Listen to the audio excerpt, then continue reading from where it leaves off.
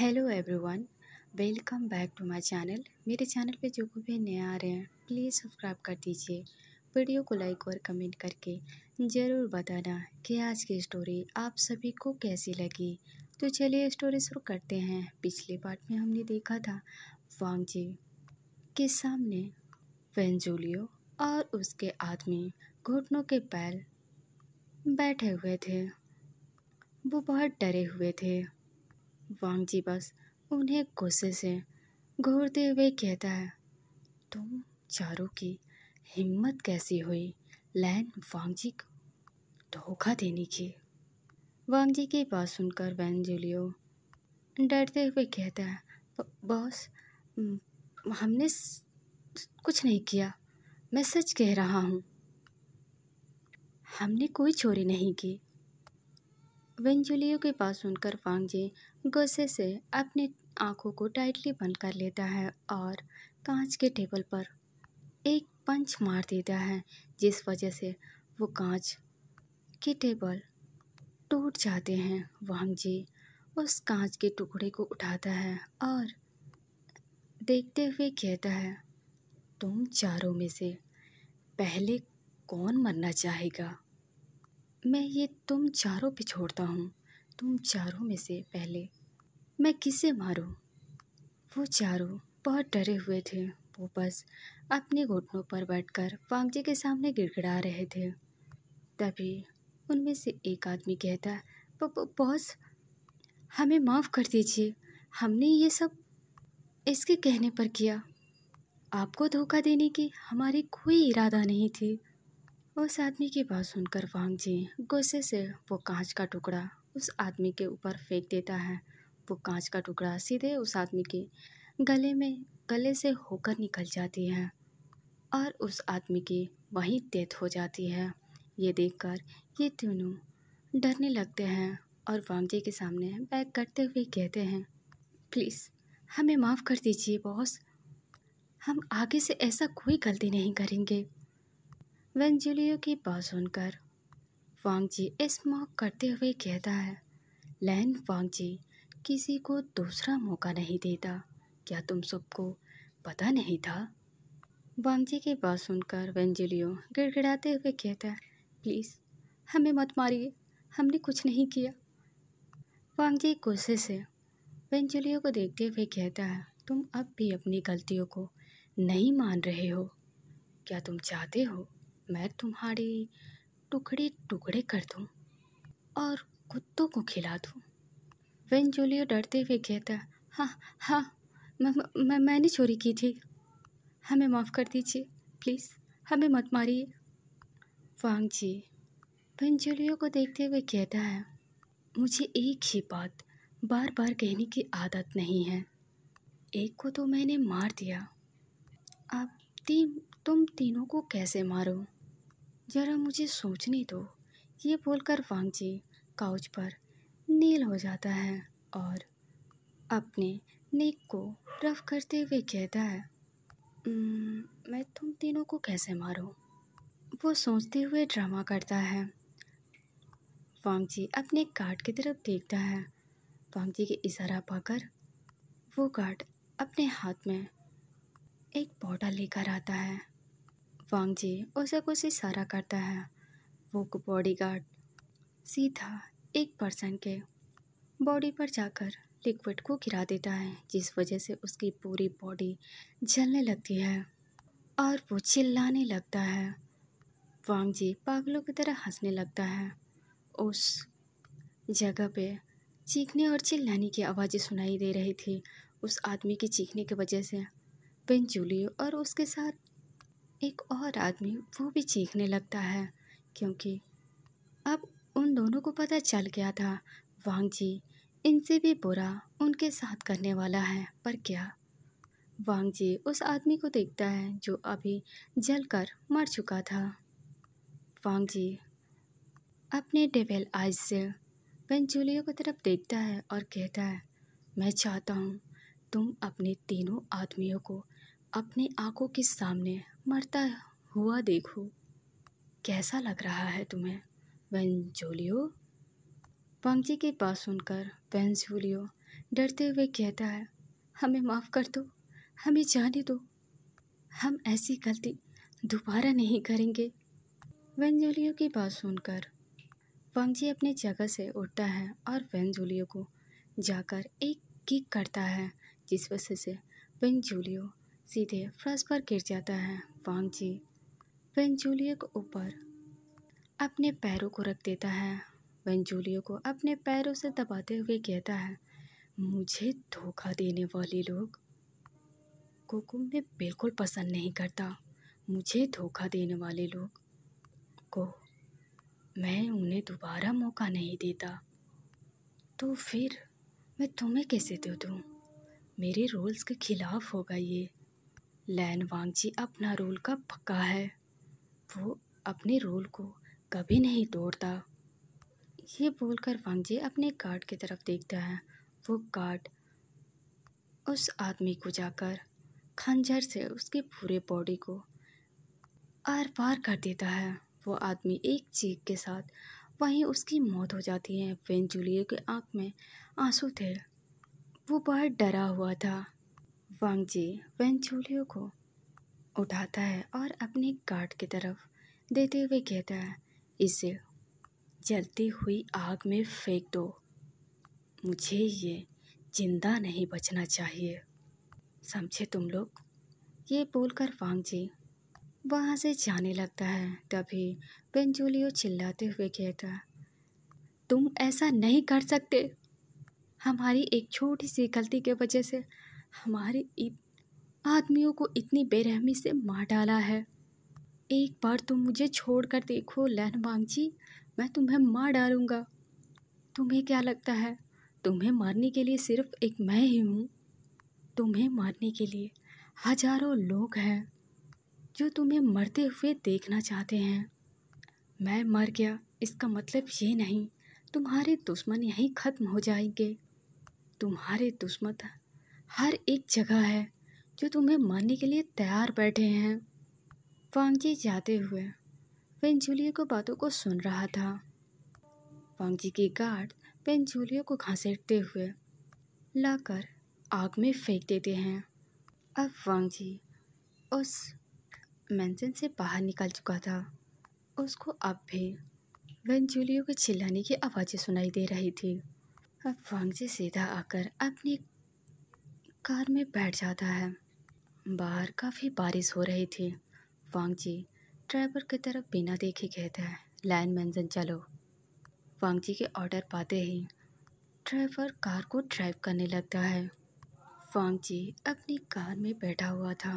वो बाहर की तरफ देख रहा था। उसके फेस पर कोई इमोशन नहीं थे। अगर उसके आँखों में कुछ था तो वो दर्द था जो साफ साफ देखा जा सकता था। वांग जी के आँख में ना जाने कौन से दर्द छुपे हुए थे। वांग जी की नज़र अपने हाथ पर जाती है, जिसके हाथों में खून लगे हुए थे और वो खून उसका ही था। वांग जी एक स्मोक करता है और अपना रुमाल निकाल कर ब्लड को साफ करते हुए कहता है, मैं इस हाल में तुम्हारे सामने नहीं आ सकता विंग। अगर तुम मेरा असली रूप देखोगे तो शायद डर से मर ही न जाओ। मैं नहीं चाहता मेरा प्यार मुझसे नफरत करे। मैं तुम्हें खुद से डरते हुए नहीं देख सकता। मैं चाहता हूँ जिस तरह मैं तुमसे प्यार करता हूँ उस तरह तुम भी मुझसे प्यार करो। मैं तुमसे प्रॉमिस करता हूँ विंग, मैं अपना दूसरा चेहरा तुम्हारे सामने कभी नहीं आने दूंगा। तुम मुझे मेरा दूसरा रूप नहीं देख पाओगे। वांग जी का बिल्कुल भी लैंड मेंशन जाने का मन नहीं था, लेकिन फिर भी वो अपने डैड के बुलाने पर जा रहा था। वांग जी को अच्छे से पता है मिस्टर लैन ने वांग जी को लैंड मेंशन में क्यों बुलाया है। ज़रूर उन्हें इस बारे में पता चल गया होगा और उन्होंने वांग जी के लिए कुछ अच्छा ही सोच रखा होगा। ये सोचकर वांग जी एक दर्द भरी स्माइल करता है।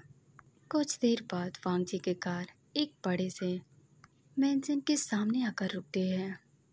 वांग जी मेंशन को देखकर कार से बाहर निकलता है और अपने टाई को लूज कर लेता है। वांग जी अपने कोट को उतार कर अपने हाथों पर रख लेता है, क्योंकि उसे पता था उसके अंदर जाने पर क्या होगा उसके साथ। अब वांग जी मेंशन के अंदर एंटर करता है। तभी अचानक से कोई जोर से चीखता है। उस चीख कर सुनकर वांग जी उस पर्सन के सामने जाता है और अपने घुटनों पर बैठ जाता है। वांग जी अपने आंखों को टाइटली बंद कर लेता है। ये देखकर मिस्टर लैन गुस्से से और भड़क जाते हैं।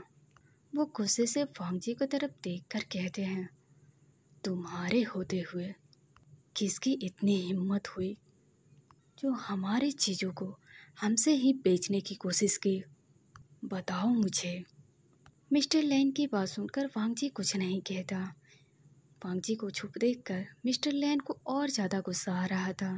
वो गुस्से से अपने हाथों में लिए हंटर को उठाते हैं और वांग जी को उससे मारने लगते हैं। वांग जी बस अपने घुटनों के बल बैठा था। वो अपने आंखों को टाइटली बंद किए रखा था। मिस्टर लैन गुस्से से मारते हुए कहते हैं, क्या मैंने तुम्हें इसी दिन के लिए तैयार किया था? आखिर तुम कर क्या रहे हो? क्या तुम्हारे लिए लोगों के दिल से वो डर खत्म हो चुका है? ये बोलकर मिस्टर लैन लगातार हंटर से वांग जी पर वार किए जा रहे थे। वांग जी इमोशनलेस अपने घुटनों पर बैठा था। उसके चेहरे पर अब भी कोई भाव नहीं थे। तकरीबन 1 घंटे तक मिस्टर लैन वांग जी को मारते रहते हैं। जब वो थक जाते हैं, हंटर को वहीं फेंक देते हैं। अब वांग जी गुस्से भरी नजरों से मिस्टर लैन को देखते हुए अपने घुटनों से उठ जाता है। वांग जी की हालत बहुत बुरी थी। वांग जी को इतने गुस्से में देखकर मिस्टर लैन गुस्से से कहते हैं, तुम्हारी इतनी हिम्मत, तुम मुझे ऐसे देखोगे? ये बोलकर वांग जी को वो एक किक करते हैं। उन्होंने बहुत जोरदार किक की थी। वांग जी दूर जाकर गिर जाता है। मिस्टर लैन गुस्से से कहते हैं, बताओ मुझे, तुम्हारे होते हुए ये सब कैसे हुआ? कहने को तुम एक माफिया डॉन हो, फिर भी तुम एक काम ढंग से नहीं कर पाई। मेरी बात ध्यान से सुनो, तुम किसी से प्यार नहीं कर सकते। तुम्हारा काम सिर्फ लोगों को मारना है। तुम दोनों दोनों के दोनों निकम्मे हो। एक तुम्हारा वो बड़ा भाई, वो तुमसे भी गैर गुजरा है। तुम दोनों के दोनों नालायक मेरे ही घर में पैदा हो गए। तुम दोनों किसी लायक नहीं हो। मुझे तो कभी कभी शक होता है, क्या तुम दोनों मेरे ही बेटे हो? मिस्टर लैन की बात सुनकर वांग जी गुस्से से कहता है, आपको मुझे जो कहना है आप मुझे कहो, पर याद रखें, आप ब्रदर को कुछ नहीं कह सकते। आप शायद भूल रहे हो, ब्रदर जब 18 साल के थे तभी वो लैन मेंशन अपना पहचान छोड़कर कहीं दूर चले गए। वो आपके इन्हीं हरकतों के वजह से हमारे साथ नहीं रहते। आज मैं जो कुछ भी हूँ वो आपके वजह से हूँ। मैंने सुना है एक फादर अपने बच्चे को अच्छा इंसान बनाता है, पर आप तो अपने बेटे को क्या से क्या बना दिया और खुद को हमारे डैड कहते हो। वांग जी की बात सुनकर मिस्टर लैन गुस्से से हंटर को वापस से उठा लेते हैं और वांग जी को मारने लगते हैं। वांग जी फिर भी कुछ नहीं कहता। वो अपनी जगह से हिलता भी नहीं है। वो चुपचाप मिस्टर लैन के हाथों से मार खा रहा था। तभी वहाँ एक खूबसूरत सी लेडी दौड़ कर आती हैं और रोते हुए वांग जी के सामने आकर खड़ी हो जाती हैं, जिसे देखकर मिस्टर लैन गुस्से से उस लेडी की तरफ देखते हैं और कहते हैं, हट जाओ। लैन हुआ, तुम नहीं जानती इस नालायक ने क्या किया है। मैडम लैन रोते हुए कहती है, प्लीज़ हस्बैंड, इसे जाने दो, इसे मत मारो। ये अब बड़ा हो चुका है। आपको जब भी गुस्सा आता है आप मेरी बेटी पे उतारते हो। मैंने कहा ना, इसे जाने दो। ये बहुत मार खा चुका है। अब देखो आपने इसकी क्या हालत कर दी है। मैडम लैन की बात सुनकर मिस्टर लैन गुस्से से कहते हैं, कहा ना लैन हुआ, तुम अपने कमरे में जाओ, हटो हम दोनों के बीच से। मैडम लैन रोते हुए कहती, नहीं, मैं अपने बेटे को मार खाता हुआ नहीं देख सकती, मैं मार खाता हुआ नहीं देख सकती, छोड़ दो। गलती इंसान से ही होती है, अगर इसने कोई गलती की है तो कोई बात नहीं, आप इसे बोल भी तो सकते हो। इतना इसे सज़ा देने की क्या ज़रूरत है। आप मेरे बेटे को नहीं मार सकते। आपकी वजह से मेरा बड़ा बेटा घर छोड़कर जा चुका है, वो अब तक घर नहीं आया। और क्या चाहते हो, मेरा दूसरा बेटा भी मुझे छोड़कर चला जाए? मैं इसके बिना नहीं रह पाऊंगी, यही मेरे जीने का वजह है, इसे मत मारो। मैडम लैन के आंखों में आंसू देखकर मिस्टर लैन एक गहरी सांस लेते हैं और हंटर को दूर फेंक देते हैं। वो मैडम लैन को देखते हुए कहते हैं, तुम्हें पता है ना, मैं तुम्हारे आंखों में आंसू नहीं देख सकता। तुम शायद इसी का फ़ायदा उठाती हो। मैंने तुम्हें कितनी बार समझाया है, मुझे और मेरे बेटे के मेरी और मेरे बेटे के बीच में मत आया करो। तुम इन सब चीज़ों से दूर रहो, फिर भी तुम नहीं सुनती। ये तुम्हारे दोनों बेटे तुम्हारे ही लाड प्यार की वजह से बिगड़ गए हैं।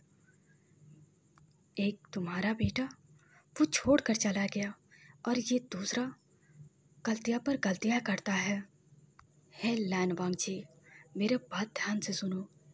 तुम उस ओमेगा से दूर रहो, फालतू की चीज़ों पर अपना टाइम वेस्ट मत करो। मैंने तुम्हें मना किया था, मैंने तुम्हें वार्निंग दी थी, उस ओमेगा से दूर रहो, वो तुम्हारे लायक नहीं है। फिर भी तुम नहीं माने, फिर भी तुम उसके घर तक पहुंच गए। तुम्हें क्या लगता है मुझे तुम्हारे बारे में कुछ पता नहीं चलेगा? अगर तुम उस ओमेगा को नहीं छोड़ोगे तो मैं उसे मार डालूंगा। मिस्टर लैन की बात सुनकर वांगजी अपने आगे से अपने मॉम को हटाते हुए कहता है, हाथ भी मत लगाना आप उसे, मैं उससे प्यार करता हूँ। वांगजी की बात सुनकर मिस्टर लैन हंसते हुए कहते हैं, तुम्हें क्या लगता है तुम मुझे रोक पाओगे? मिस्टर लैन की बात सुनकर वांगजी गुस्से से कहता है, जैसे आप मॉम से प्यार करते हो वैसे मैं भी अपने ओमेगा से प्यार करता हूँ। मैं बहुत जल्द उससे शादी करूँगा। आपने आज तक जो भी कहा मैंने किया, लेकिन आप मुझसे और मेरे प्यार से दूर रहो। मैडम लैन बस दोनों के फेस की तरफ देख रही थी। उन्हें तो जैसे कुछ समझ ही नहीं आ रहा हो इन दोनों किस बारे में बात कर रहे हैं। वांगजी अपने डैड को देखते हुए कहता है, आप मेरी चीज़ों से दूर रहो। ये बोलकर वांगजी अपने रूम में चला जाता है। मैडम लैन गुस्से से मिस्टर लैन की तरफ देखती है, जो अब शांत हो चुके थे, क्योंकि कहने को वो माफिया डॉन थे, लेकिन उन्हें डर था सिर्फ अपने वाइफ से। मैडम लैन गुस्से से उनकी तरफ घूरती है और कहती है, आपने ये अच्छा नहीं किया मेरे बेटे के साथ, इसका बदला तो मैं आपसे लेकर रहूँगी। ये बोलकर वांगजी के पीछे मैडम लैन दौड़ते हुए चली जाती हैं। वांगजी सीधा अपने रूम में आकर अपने बेड पर बैठ जाता है। उसे अपने बॉडी में बहुत दर्द महसूस हो रही थी, क्योंकि उसके पूरे शर्ट पे ब्लड लगे हुए थे। मैडम लैन आंखों में आंसू लिए वांगजी के रूम में आती है और उसके शर्ट को उतार देती है। मैडम लैन वांगजी के चोटों को साफ करती हैं और उस पर दवाइयाँ लगा देती हैं। वो अपने बेटी के फेस को अपने दोनों हाथों में भरते हुए कहती है, कब तक चलेगा ये सब?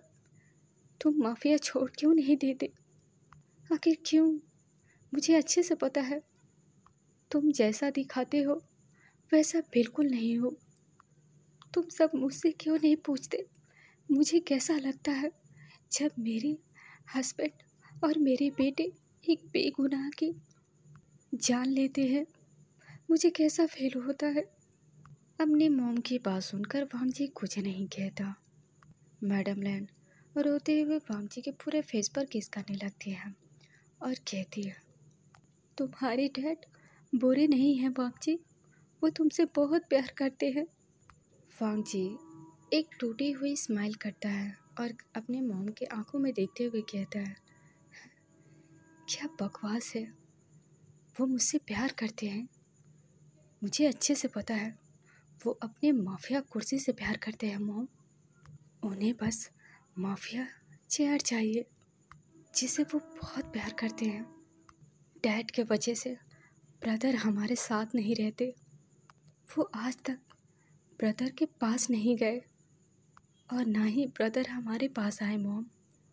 मुझे अच्छे से पता है आप भी ब्रदर से बहुत प्यार करती हो, बट डैड के कहने पर आप ब्रदर से बात तक नहीं करती हो।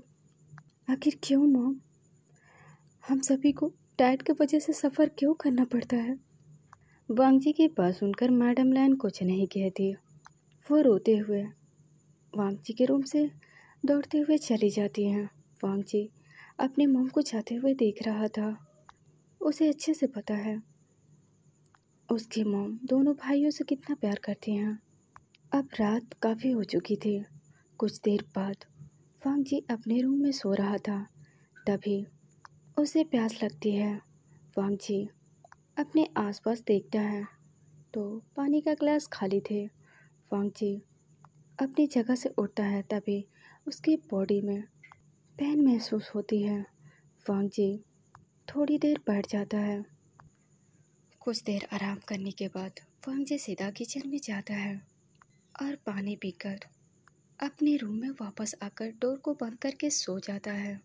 दूसरी तरफ मैडम लैन अपने हस्बैंड को गुस्से से देख रही थी, जो लैपटॉप पर शायद ऑफिस वर्क कर रहे थे। काम खत्म होने के बाद वो जैसे ही मैडम लैन के पास सोने के लिए आते हैं, तभी मैडम लैन गुस्से से एक पेलो मिस्टर लैन पर फेंकते हुए कहती हैं, आज आपको बाहर सोना है हस्बैंड।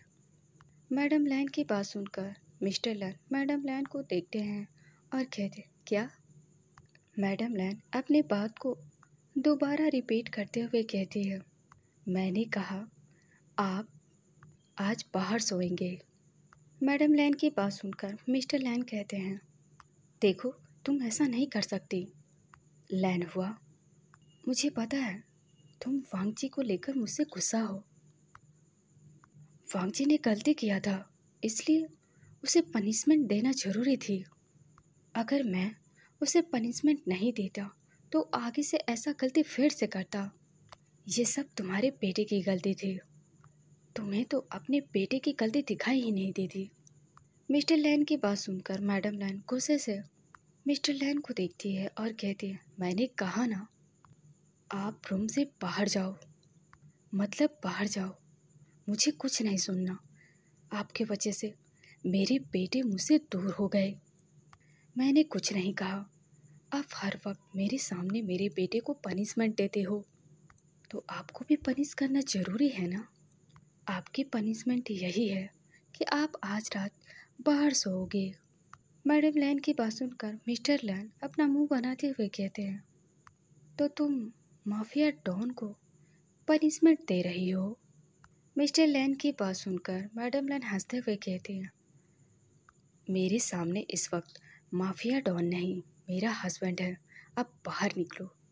ये बोलकर मैडम लैन अपनी जगह से उठती है और मिस्टर लैन को रूम से बाहर निकाल देती है और उनके मुंह पर ही डोर को बंद कर देती है। मिस्टर लैन काफ़ी देर तक डोर को नॉक करते हैं और आवाज़ लगाते हुए कहते हैं, देखो लैन हुआ, तुम गलत कर रही हो। तुमने कहा था हमारे बच्चे को लेकर हमारे बीच कोई लड़ाई नहीं होगी और ना ही कोई बहस होगी, लेकिन आज वांग जी की वजह से हमारे बीच लड़ाई और बहस दोनों हो रही है। मिस्टर लैन काफ़ी देर तक डोर पर खड़े होकर डोर को नॉक करते हैं, लेकिन मैडम लैन डोर को नहीं खोलती। मिस्टर लैन गुस्से से वांग जी के रूम की तरफ देखते हैं और वांग जी के रूम में चले जाते हैं। वांग जी जो अभी अपने आँखों को बंद कर लेट रहा था तभी उसे अपने डोर पर नॉक की आवाज़ सुनाई देती है। वांग जी अपनी जगह से उठता है और डोर को ओपन करता है। तभी मिस्टर लैन वांग जी को एक जोरदार स्लैप देते हैं। वांग जी बस शौक होकर अपने फादर को देख रहा था। मिस्टर लैन वांग जी को घूरते हुए कहते हैं, तुम्हारी वजह से लैन हुआ ने मुझे रूम से बाहर निकाल दिया और तुम यहाँ आराम से सो रहे हो। अब वांग जी मिस्टर लैन की बात सुनकर वांग जी गुस्से से मिस्टर लैन को देखता है और कहता है, मॉम ने आपको रूम से बाहर निकाल दिया, इसमें मेरी क्या गलती है जो आकर आप मुझ पे भड़क रहे हो। वांग जी की बात सुनकर मिस्टर लैन वांग जी की तरफ देखते हैं और कहते हैं, ये सब तुम्हारे वजह से हुआ। ना तुम कोई गलती करते और ना मैं तुम्हें पनिशमेंट देता और ना ही मुझे अपने रूम से बाहर सोना पड़ता। अब चलो हटो, मुझे नींद आ रही है। ये बोलकर मिस्टर लैन वांग जी को धक्का देकर बेड पर जाकर सो जाते हैं। वांग जी कुछ देर तक अपने फादर को देखता है और गुस्से से उनके पास जाकर कहता है, अब आप मेरे रूम से बाहर जाओ। मिस्टर लैन अपनी आँख खोलकर वांग जी को देखते हैं और कहते हैं, क्या कहा तुमने। वांग जी गुस्से से अपने फादर की तरफ देखकर कहता है, मैंने कहा आप मेरे रूम से बाहर जाओ। मॉम ने आपको पनिशमेंट दी है बाहर सोने की, तो आप अपनी पनिशमेंट अच्छे से लो, नहीं तो मैं मॉम को बता दूंगा। वांग जी की बात सुनकर मिस्टर लैन बेड पर अच्छे से लेटते हुए कहते हैं, मैं कहीं नहीं जा रहा हूँ, मैं आज रात यहीं सोऊंगा। अब वांग जी कुछ नहीं कहता, वो भी जाकर अपने फादर के बगल में लेट जाता है। मिस्टर लैन वांग जी के बिना देखे कहते हैं, क्या तुम्हें चोट लगी है। वांग जी अपनी डैड की बात सुनकर गुस्से से कहता है, नहीं। तो मिस्टर लैन एक गहरी सांस लेकर कहते हैं, क्या मैंने ज़्यादा ही मार दिया। मिस्टर लैन की बात सुनकर इस बार वांग जी कोई जवाब नहीं देता। तभी वांग जी की फ़ोन लगातार रिंग कर रही थी। वांग जी अपने फ़ोन को देखता है। मिस्टर लैन गुस्से से कहते हैं, इस वक्त किसका फ़ोन है, जाओ जाकर देखो, मुझे डिस्टर्ब हो रही है। वांग जी एक नज़र अपने डैड को देखता है, फिर वो अपने फ़ोन को देखता है जिस पर रोजी लिखा था। वांग जी गुस्से से अपना फ़ोन कॉल को अटेंड करते हैं। तभी उधर से कोई कुछ कहता है। वांग जी सीधा अपना कोट लेता है और रूम से बाहर जाने लगता है। तभी मिस्टर लैन कहते, इतनी रात को कहाँ जा रहे हो। वांग जी अपने डैड को बिना देखे कहता है, मैं किसी काम से बाहर जा रहा हूँ। ये बोलकर वांग जी रूम से बाहर चला जाता है। वांग जी एक बार में जाता है और अपने वीआईपी रूम में जाकर बैठ जाता है। वांग जी को ना जाने क्यों विंग की बहुत याद आ रही थी। वांग जी अपने फ़ोन में विंग की पिक को देखता है और उस पर किस करते हुए कहता है, विंग मैं तुमसे सच में बहुत प्यार करता हूँ। मैं तुम्हें अपने पास और अपने साथ रखना चाहता हूँ। मैं चाहता हूँ तुम हमेशा मेरे साथ रहो और मेरा रहो। तभी वहाँ पे एक गर्ल की एंट्री होती है। वांग जी उस गर्ल की तरफ देखता है और कहता है, तुमने मुझे यहाँ क्यों बुलाया। वो गर्ल चलते हुए वांग जी के पास आती है और वांग जी के गोद में बैठते हुए कहती है, बेबी मुझे तुम्हारी बहुत याद आ रही थी। वांग जी गुस्से से रोजी की तरफ देखता है और कहता है, तुमने कहा था तुम्हारी तबीयत ठीक नहीं है, तुम तो बिल्कुल ठीक लग रही हो, फिर तुमने मुझसे झूठ क्यों कहा।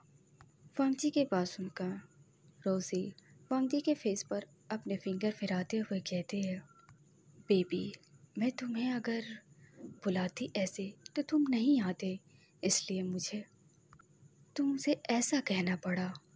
क्या तुम्हें मेरी फिक्र है। वांग जी गुस्से से रोजी की तरफ देखते हुए कहता है, तुमसे किसने कहा मुझे तुम्हारी फिक्र है। तुम खुद सोच कर देखो, अगर मुझे तुम्हारी फिक्र होती तो सीधा मैं तुम्हारे पास जाता, ना कि अपने वीआईपी रूम में आता।